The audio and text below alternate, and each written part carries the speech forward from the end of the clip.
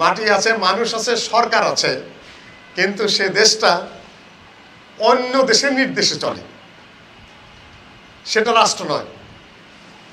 আমাদের বাংলাদেশ যতক্ষণ ব্রিটিশের হুকুমের চলেছে তখন বাংলাদেশ আলাদা কোনো রাষ্ট্র নয়, সেটা ব্রিটিশ ডোমিনিয়ন,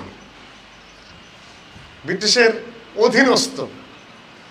ঠিক এই বাংলাদেশ যদি ভারত শাসন করে, ভূখণ্ড আছে, মানুষ আছে, কিন্তু সার্বভৌমত্ব নেই, শাসন ক্ষমতা নেই, তাহলে সেটা রাষ্ট্র হিসাবে গণ্য না। যেরকম আমরা আগে ছিলাম কিছুদিন, পুরা রাষ্ট্র বলবো না সেটা, যদি অন্য দেশের ইশারায় চলে। আর এখন যদি এই দেশটা আস্তে আস্তে এগিয়ে গিয়ে আমেরিকার হুকুমে উঠা বসা করে, তাহলে আমরা পুরা সার্বভৌম রাষ্ট্রটাকে বলবো না। পরিবেশ সবসময় অনুকূলে থাকে না সব বক্তব্যের, ফাঁক ফুক দেয় কিছু কিছু বলা যায়। এখন একটা পরিবেশ সৃষ্টি হয়েছে, ওদেরকে ভিতরে নিয়ে এসো। এখন একটি পরিবেশ সৃষ্টি হয়েছে কথা বলার, আলোচনা উপস্থাপিত করার। সারা দেশে বিভিন্ন এলাকায় ঘুরে ঘুরে এখন আলোচনা করতে হবে। কল্যাণ রাষ্ট্র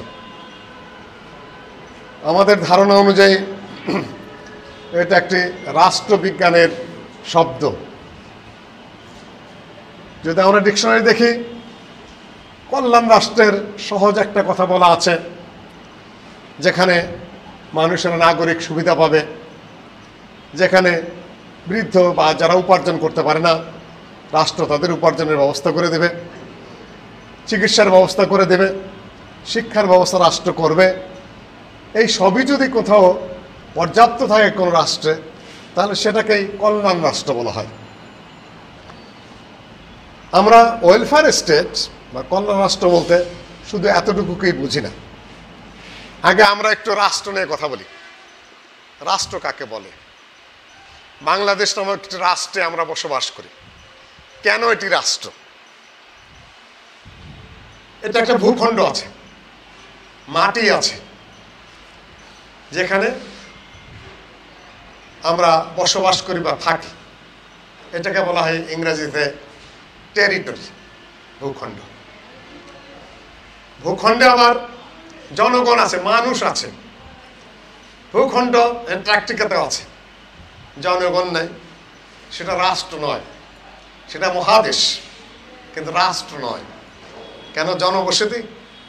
চাঁদে মাটি আছে কিনা জানি না, কেউ কেউ বলছে আছে, কিন্তু জনগণ নাই। চাঁদ রাষ্ট্র না। যদি আমেরিকা একটা দেশের, আফ্রিকা একটা দেশের নামই আছে চাঁদ, কিন্তু সেটা মাটি আছে, মানুষ আছে, কারণ সেটা রাষ্ট্র। কোথাও মাটি আছে, মানুষ নেই, সেটা রাষ্ট্র নয়। মাটি আছে, মানুষ আছে, সরকার নেই, সেটা রাষ্ট্র নয়। মাটি আছে, মানুষ আছে, সরকার আছে, কিন্তু সে দেশটা অন্য দেশের নির্দেশে চলে, সেটা রাষ্ট্র নয়। আমাদের বাংলাদেশ যতক্ষণ ব্রিটিশের হুকুমের চলেছে তখন বাংলাদেশ আলাদা কোনো রাষ্ট্র নয়, সেটা ব্রিটিশ ডোমিনিয়ন, ব্রিটিশের অধীনস্থ। ঠিক এই বাংলাদেশ যদি ভারত শাসন করে, ভূখণ্ড আছে, মানুষ আছে, কিন্তু সার্বভৌমত্ব নেই, শাসন ক্ষমতা নেই, তাহলে সেটা রাষ্ট্র হিসাবে গণ্য না। যেরকম আমরা আগে ছিলাম কিছুদিন, পুরা রাষ্ট্র বলবো না সেটা, যদি অন্য দেশের ইশারায় চলে। আর এখন যদি এই দেশটা আস্তে আস্তে এগিয়ে গিয়ে আমেরিকার হুকুমে উঠা বসা করে, তাহলে আমরা পুরা সার্বভৌম রাষ্ট্রটাকে বলবো না। আমরা কোনো দলের পক্ষ বা বিপক্ষে কথা বলবো না। তোমরা অনেক মানুষের নাম নিয়ে কথা বলেছ, এটা সেমিনারের আলোচনার নিয়ম না, সূত্র নয়। এখানে ধীর মাথায় ঠান্ডা কথা তোমাকে বলতে হবে, আর তাড়াহুড়া করে কিছুই হবে না। ধৈর্য তোমার থাকতে হবে। আমি যেটা বারবার বলি, যতক্ষণ পর্যন্ত তুমি টেস্ট খেলোয়াড় হতে না পারবা, ততক্ষণ পর্যন্ত এই ভালো খেলোয়াড় হিসেবে গণ্য হবে না। কাজে ছাত্ররা বিপ্লব করেছে, কখনো তাদের কোনো আগে কোনো গরম বক্তব্য জীবনে শুনেছ? আমেরিকার প্রেসিডেন্ট কোনদিন গরম বক্তব্য দেয়? ব্রিটিশের প্রেসিডেন্ট গরম বক্তব্য দেয়? রাশিয়ার প্রেসিডেন্ট গরম বক্তব্য দেয়? তুর্কিস্তানের প্রেসিডেন্ট যারা আন্দোলন করেছে সারা পৃথিবীতে, তার বক্তব্য কোনদিন শুনেছ? একমাত্র আমাদের সে শেখ মুজিব ছাড়া। আর দুই চারজন দুই এক দেশের, মার্টিন লুথার, তার আব্রাহাম লিঙ্কন, এরা ভালো বক্তা। কিন্তু অধিকাংশ দেশের রাজনৈতিক নেতৃত্বের জন্য বক্তব্য একটা জরুরি বিষয়, কিন্তু ফরজ না। কাজেই এটা যতটা এড়াই চলতে পারো। সেমিনারের যখন আলোচনা হবে তখন আরও ধীর আলোচনার মাধ্যমে তোমাকে ব্রেন প্রস্তুত করতে হবে দীর্ঘ সময় ধরে। সময় তো উপস্থিতি, মাটি মানে ভূখণ্ড, মানুষ, শাসন ব্যবস্থা, সার্বভৌমত্ব। সার্বভৌমত্ব আলোচনা আমি আজকে করব না, যেটাকে ইংরেজি সভরেন্টি বলা হয়। এতটুকু। মাটি কয় প্রকার আমরা ভূগোলে পড়েছি, কি বেলে মাটি, দোআঁশ মাটি, তারপর ইত্যাদি ইত্যাদি, এঁটেল মাটি, তাই না? রাষ্ট্রবিজ্ঞানের মাটি ওটা না। রাষ্ট্রবিজ্ঞানের মাটি হলেই হলো যেখানে জনগণ বসবাস করে। আর ইসলামী রাষ্ট্র মাটি কয়েক প্রকার আছে। একটা হলো দারুল ইসলাম, যেটাকে মানে ভূখণ্ড। এই ভূখণ্ডটা কয়েক প্রকার। একটা দারুল ইসলাম, একটা দারুল হার্ব, একটা দারুল আহাদ, আরেকটা হলো দারুল বাগি। সব কিছুর বিবরণ দিতে পারবো না। একটা হলো দারুল ইসলাম। ইসলামিক রাষ্ট্র কাকে বলে? মুসলিম সংখ্যাগরিষ্ঠ হলেও হতে পারে, কেউ কেউ বলেছেন।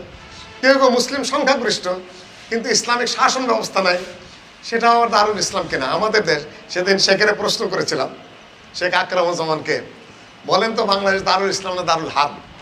উনি আপনি বলেন, যে আমি তো মুফতি না। খুব হাসছিলেন এরা।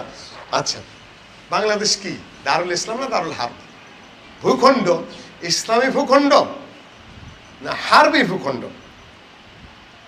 আলোচনার বিষয়। এটাকে তৃতীয় স্তরে ফেলতে হবে। কুফরি রাষ্ট্র বলে উড়িয়ে দিতে পারবো না। ইসলামিক রাষ্ট্রের পূর্ণাঙ্গ সংজ্ঞায় পড়ে না। শাইখুল ইসলাম ইবনে তাইমিয়ার মতো এটা একটা মাঝারি ধরনের দেশ। দুই, সেটা হলো জনগণ। জনগণ আছে, জনগণের 90% মুসলমান এই দেশের। ভূখণ্ড এটাকে বলে পপুলেশন। দুই, সবই আছে কিন্তু একটা জিনিস নেই, সরকার আছে, গভর্নমেন্ট আছে, কিন্তু গভর্নমেন্ট কি? প্রশ্নগুলো মাথায় তুলতে হবে এখন। গভর্নমেন্ট কে? ভূখণ্ড আমরা পেয়েছি। ভূখণ্ড কিন্তু আসমান থেকে পড়েনি। ভূখণ্ডটা কখন পেয়েছি আমরা? আল্লাহর যে তৈরি করা ভূখণ্ড, এটা গ্রস কথা। দুই, স্বাধীন ভূখণ্ড। বঙ্গভূমি সাধারণত স্বাধীনই ছিল, মুসলিমরা শাসন করেছে সেই ত্রয়োদশ শতাব্দীর প্রথম থেকে। তারপর কোনো মাঝখানে পালেরা শাসন করেছে, কিছুদিন সেনেরা শাসন করেছে। এটা করেছে, আগে করেছে পালেরা, তারপরে সেনের বংশ শাসন করেছে। মুসলিমরা যখন এসেছে তারপরে মুসলিমরাই ধারাবাহিকভাবে শাসন করেছে। তোমার ধরো ইখতিয়ারউদ্দিন খালজিরা, খালজি, তারপরে হোসেন শাহী বংশ, ইলিয়াস শাহী বংশ, ইত্যাদি ইত্যাদি। তারপরে দাউদ কাররানিরা, তারপরে ব্রিটিশ আসছে, ইত্যাদি ইত্যাদি, বহু বংশ শাসন। তারপরে ইংরেজদের পরে 1500 বছর কম বেশি। তারপরে আবার ইংরেজদের বিরুদ্ধে যুদ্ধ করে, বহু সংগ্রাম করে আবার কাদের হাতে এসেছে মুসলিম শাসন? মুসলিমদের হাতে। আর এই ভূখণ্ডটুকু স্বাধীন হয়েছে কত সালে? 47-এ। আমরা ইতিহাস শুরু করি পেটের থেকে, হাঁটু, তারপরে পা।